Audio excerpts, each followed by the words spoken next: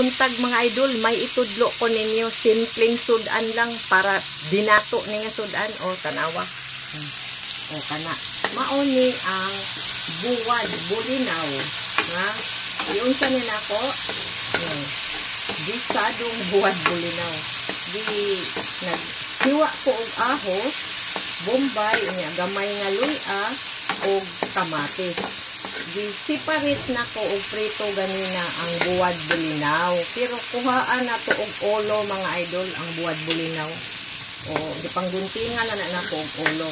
Diuna na ko og isa ganina ang ahos, bombay, ug ang kamatis ug ang luya.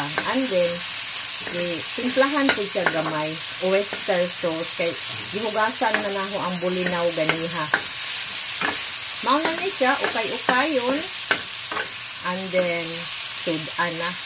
Kaya gilahi man ako og prito ang buwad bulinaw. Pero gamay ra nga mantika ha.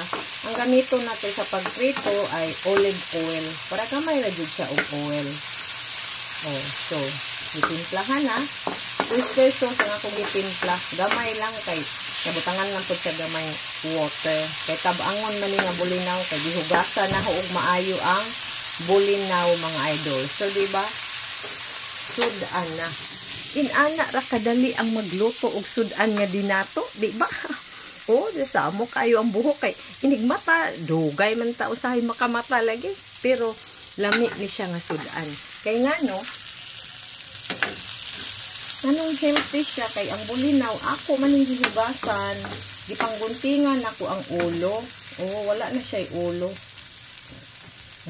And then mao na siya olive oil pod ang atong gigisa. Inana ra ka simple. So naay buwad nga atong paborito nga mga Bisaya, unja na apoy ahos og bombay og kamatis nga maayo pod na sa atong health. O di ba? Unya mamahaw na ta. Atangi ang akong mga sunod nga video tungkol sa cooking tips.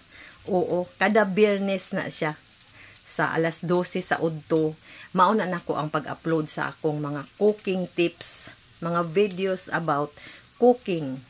Bye-bye mga idol, sana nakatulong, mag-ingat tayo.